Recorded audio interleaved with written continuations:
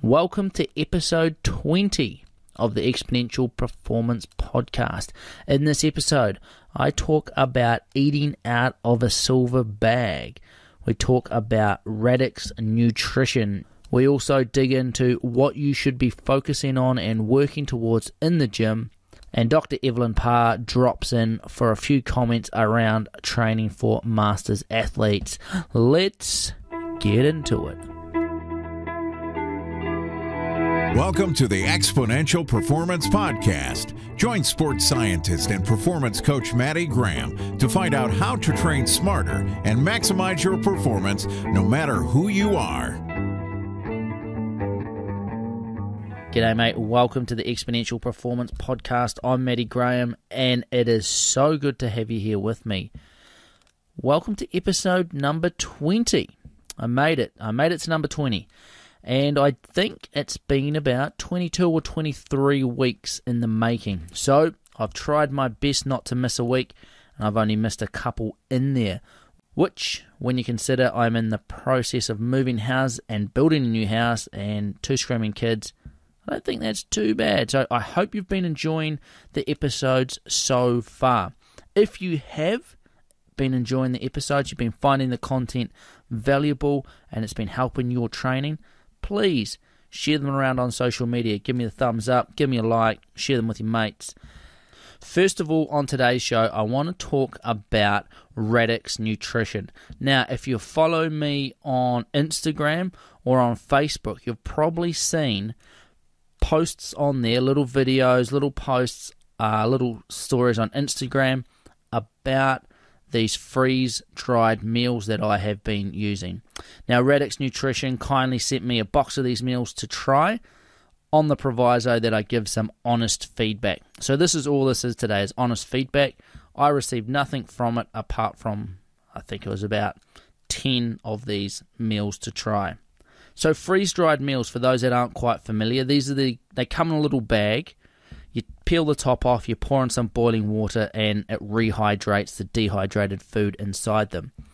It's packaged up like that so that it's nice and light for those that are out in the backcountry doing tramping, hiking, racing, that sort of thing. But also it preserves the nutrients that are in the food. So when I think of freeze-dried meals, my mind jumps straight to the type of meals that you take out tramping, hiking, camping, whatever you want to call it, or, consume during multi-day adventure races or bike packing. Now, I've consumed my fair share of these types of meals from a huge array of different brands. And, to be honest, after a hard day in the outdoors, whether it be hiking or tramping or racing, they don't actually taste too bad normally. Usually you can sort of wince through the mush or the gruel as you spoon it into your mouth, knowing that it's good quality fuel, or it's just energy in so you can put some energy out the next day.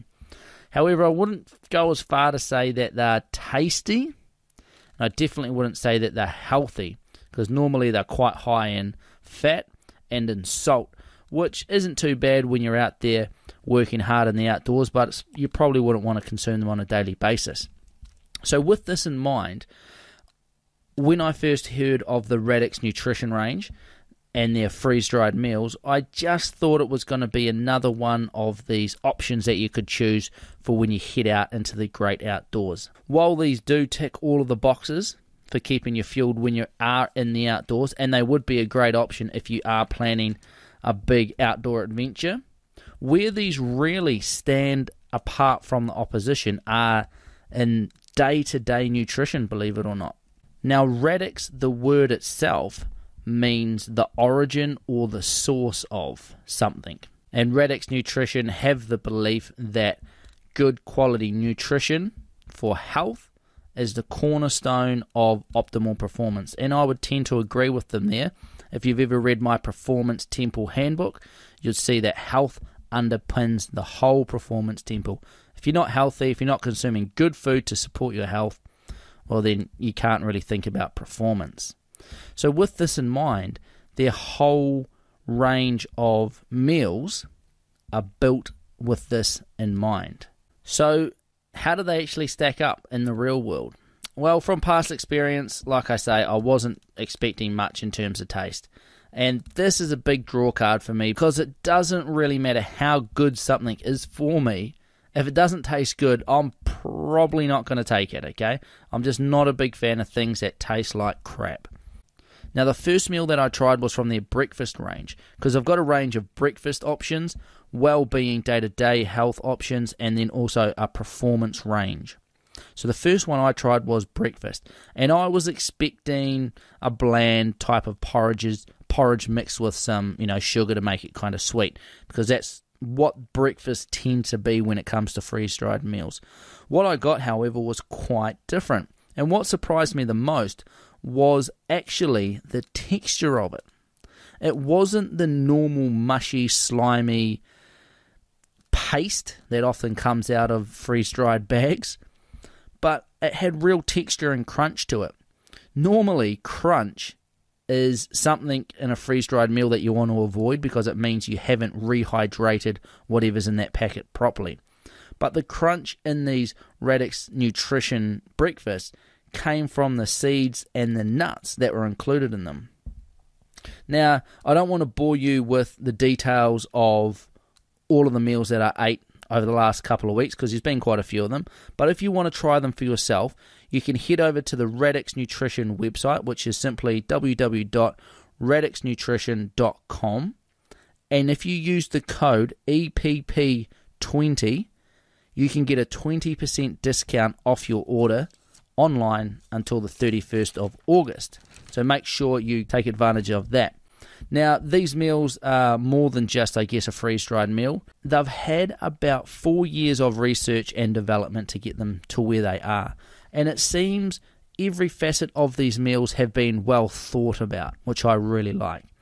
So with an ingredients list that contains things such as coconut milk, millet, flaxseed, pink Himalayan salt, salmon, broccoli. This all isn't in one meal, by the way. This is just a bit of a gathering of different ingredients across the range. Lemongrass, coconut oil, turmeric, free-range chicken. You can really see from these ingredients that there's a lot of thought gone into the making of these meals to make them healthy and well-balanced. It's not your standard spaghetti bolognese banged into a bag and dehydrated. These meals have had some real thought behind them. What I personally found them really good for is when I'm pushed for time. Now, I'd love to say that in the mornings in our house everything's cool and calm and everyone gets together and the kids are ready to go. Normally, that's not the case. We're usually really crunched for time in the morning trying to get a 4-year-old and a 2-year-old out the door and get to work on time. So what I found really good was having these bags in the pantry just ready to go. If I didn't have time to have a good quality breakfast at home, all I had to do was chuck one of these in my bags and smash it at work.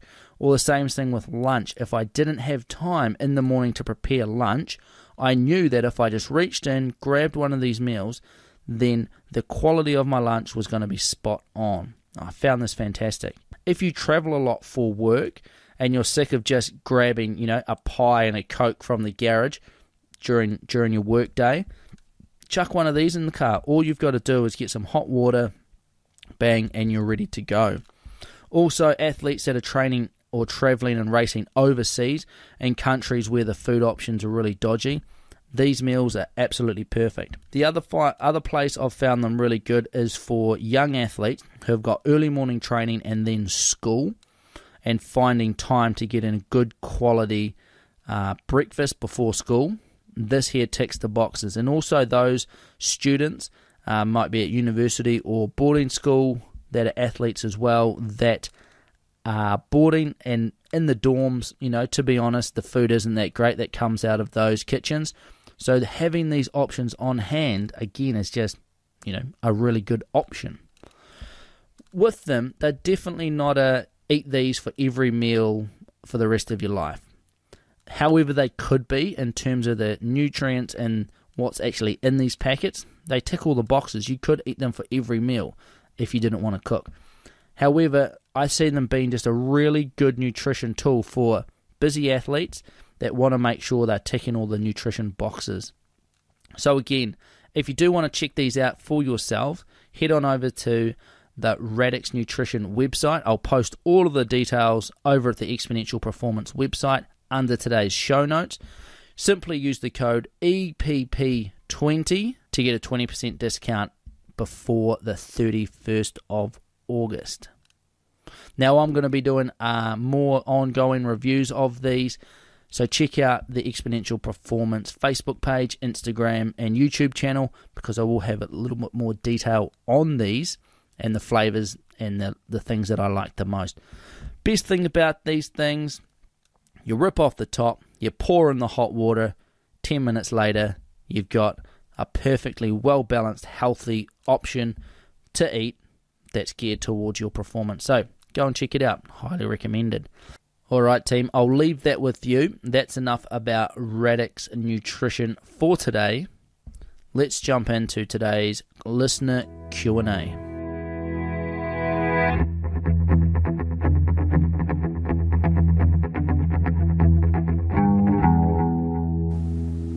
Hi Matty, this is Cathal here all the way from Ireland. I have a quick question for you, and it's in relation to the strength training topic which you spoke about at length, which I really enjoyed.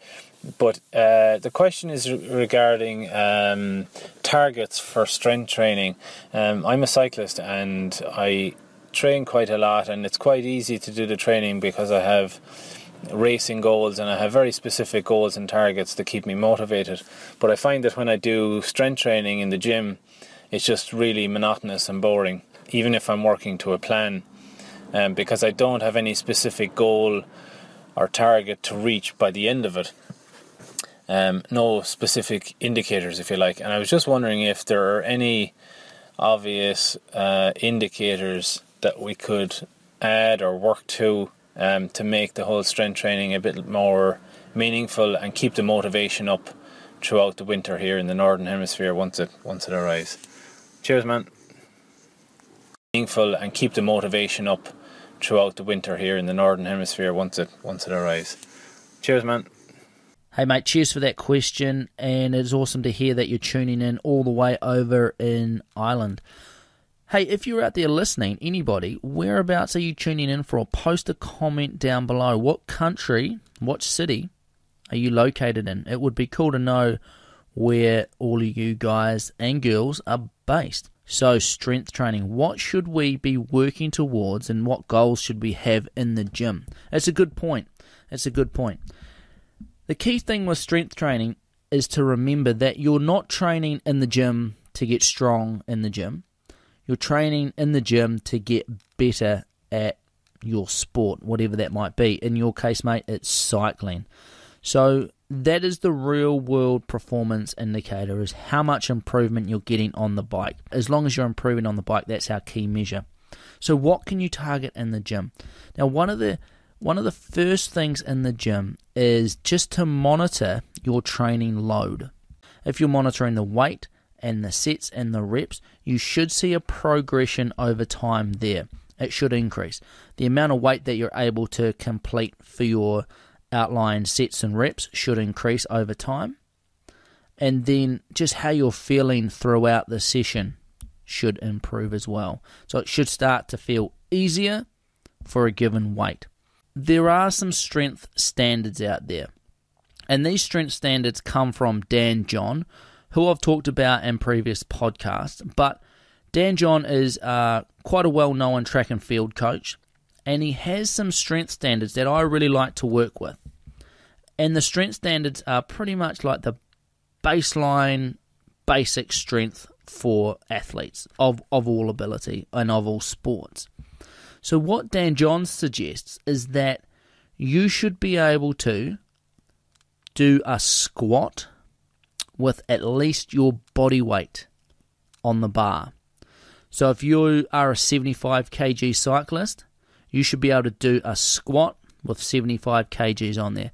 If you can do a 75 kg squat once, then start building up the number of reps that you're doing then. The other exercise that he suggests is a deadlift. You should be able to deadlift 1.5 times your body weight.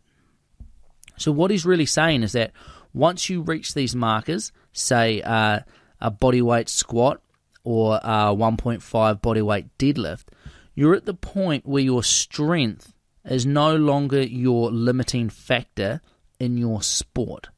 You need to do more sport-specific training. So what I really like to do is build my athletes up to that point, and once we get to that point, develop work capacity around that, but not really focus on progressing the amount of weight that's lifted. So those are two lower body exercises, which are really key for cyclists and most endurance athletes that use their lower body. There are also some upper body exercises. So he states pull-ups. You should be able to do 5 strict pull-ups. For females, about 3.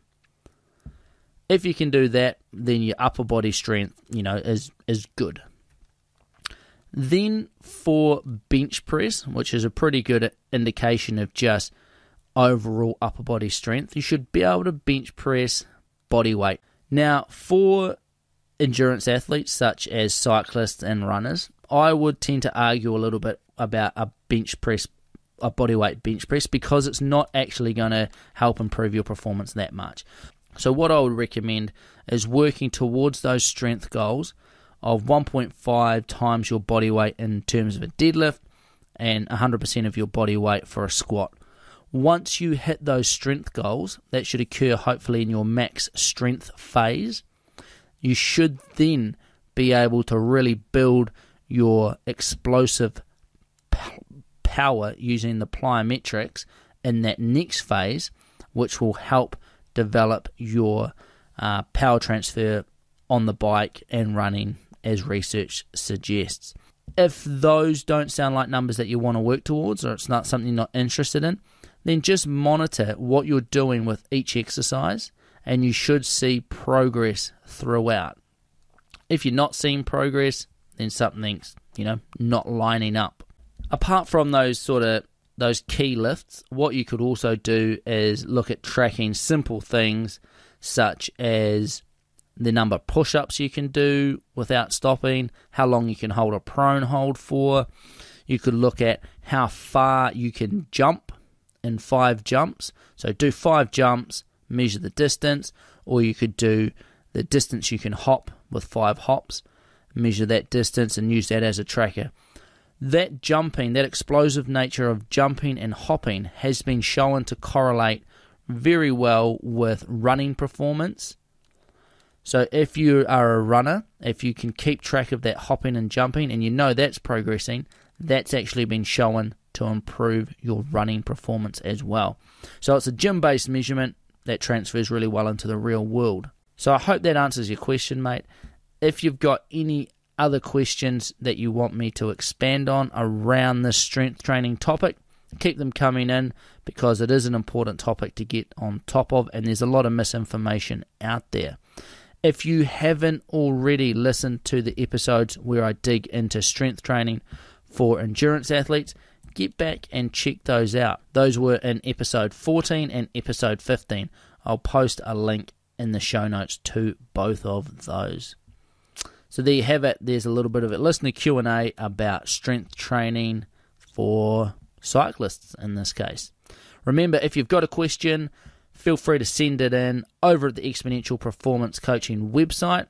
Scroll down over there underneath the podcast tab. You'll find a link to send through a voice message. Send through the voice message, and as a way of saying thank you for your question, I'll send you a free copy of my Exponential Performance Handbook series. Get onto that now.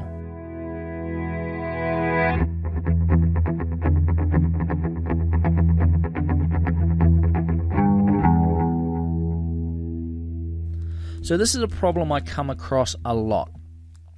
Let's say an athlete is sick and they keep pushing through and training while they're sick, with the thought in mind that it's going to improve their performance. It's going to make them fitter. They need to keep training so they maintain their fitness. And it's coming up close to a race, so they really don't want to miss any sessions, so they keep pushing, and on race day they're sick and they have a suboptimal performance.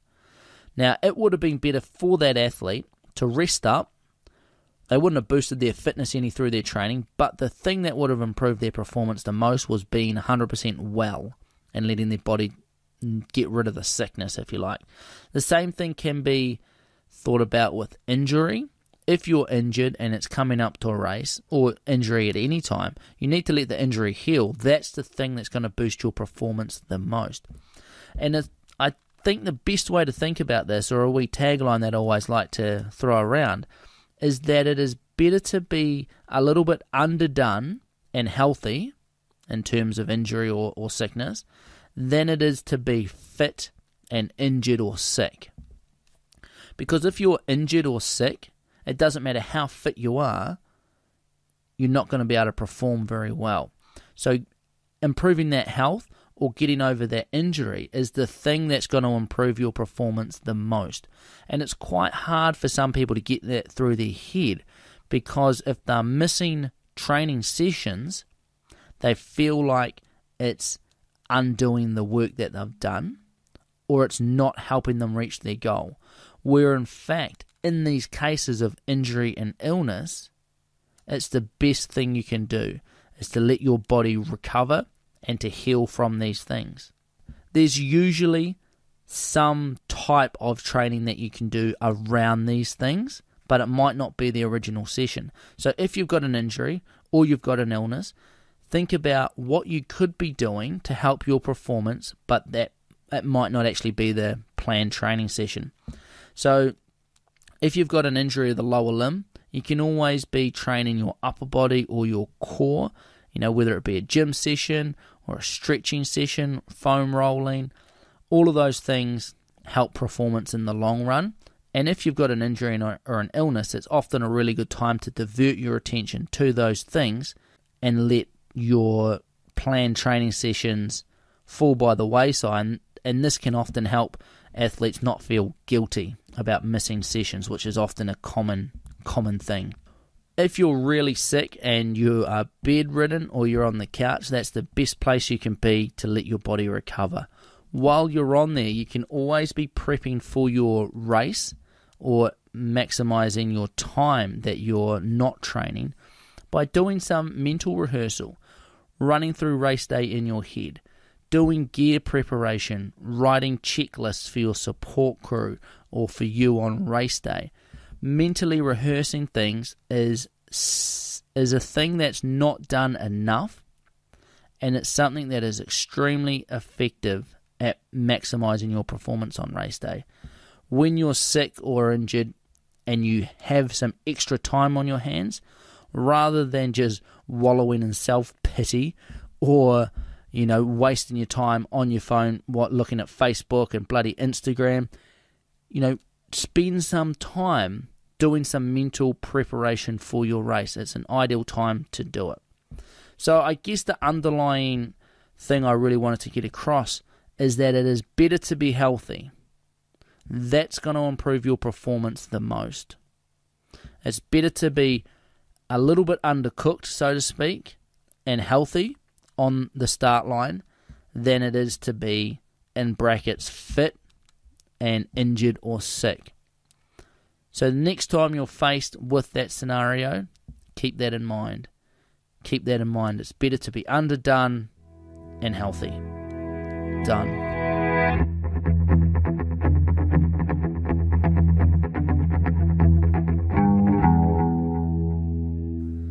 Now, if you've been a listener to the podcast for a while, you may remember way back in episode 6, I talked with Dr. Evelyn Parr about low carbohydrate, high fat diets, alcohol and training.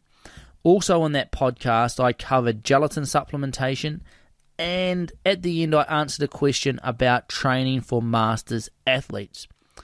Now, in that podcast about training for masters athletes, I talked about strength training and the decline in muscle mass. Now, I got a voice message from Dr. Evelyn Parr, who had been listening to that podcast again, and this is what she had to say.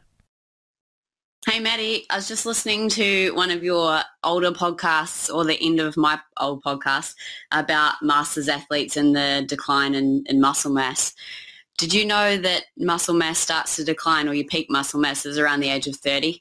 and it starts to decline after that. It's the exacerbated decline that occurs sort of around the 60s that we think is the biggest issue in terms of the other functional outcomes for quality of life, but also for, I guess, athletic performance when you're a masters athlete, and declining in terms of your VO2 max or your performance. I think you hit the nail on the head, though, with the intensity-driven responses, and I think that's what, across the board, people are very hesitant to put themselves in the hurt box and do high intensity efforts, especially, I think at any age. And if you've got somebody that's coaching themselves, they're typically not doing those high intensity efforts as somebody would be when a good coach who has a good understanding of physiology is coaching. The importance of doing those efforts to improve a whole host of metabolic adaptations is really important. Great podcast. Love listening to you, and let's chat again soon. So that was Dr. Evelyn Parr just leaving me a bit of a voice message about episode 6. Now, if you haven't listened to episode 6, first of all, get back and check out that episode. I'll put a link to that in the show notes over at Exponential Performance Coaching. But in episode 6, I talked about strength training for masters athletes, and I said that everyone over about the age of 45 should be doing strength training to maintain that muscle mass. And that's definitely the case. If you are over the age of 45, you should be doing some strength training to hold on to that muscle mass. But as Dr. Evelyn Parr pointed out in her message, muscle mass peaks at around age 30. So I'd bring that number even back closer to 30.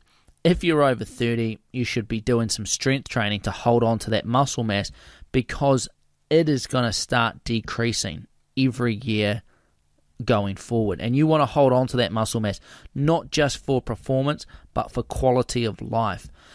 Most people in later life get health problems or have terrible accidents because they, one, can't get out of a chair, or they can't stop themselves from falling over. The muscles can't contract and relax fast enough to keep them stable. They fall, break a hip, shatter a pelvis, whatever it might be. So muscle mass is really important, not only for performance, but for long-term health and quality of life. So just as a bit of a summary from that little message from Dr. Evelyn Parr, and Dr. Evelyn Parr is going to be dropping by on a more regular basis just to offer a little bit of an insight, tips, little gems that she comes across in her research. So keep an ear out for that. But with that strength training, get onto it early. Get onto it early to maintain that muscle mass. And then also, high intensity exercise is hard to maintain, but really focus on, if you're going to do one thing to improve your performance as a masters athlete, go hard. Keep that intensity in there, and just having a maintenance dose of high intensity exercise is going to be really important for maintaining that performance for as long as possible. There you have it. If you've got any comments, any insights into that, leave a comment below or send me a voice message. I hope you've enjoyed today's episode of the Exponential Performance Podcast. Like I say, it was greatly appreciated if you can share these podcasts around if you've found the information useful. That's it for episode 20. May there be many more into the future.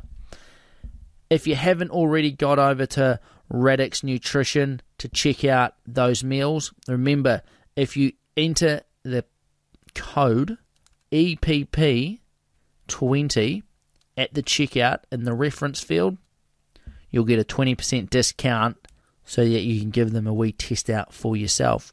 If you do end up going over there and getting some of those meals, let me know what you think of them. Let me know how you find them. Always interested to hear your feedback on those topics. Until then, get out there and train hard, but most importantly, train smart.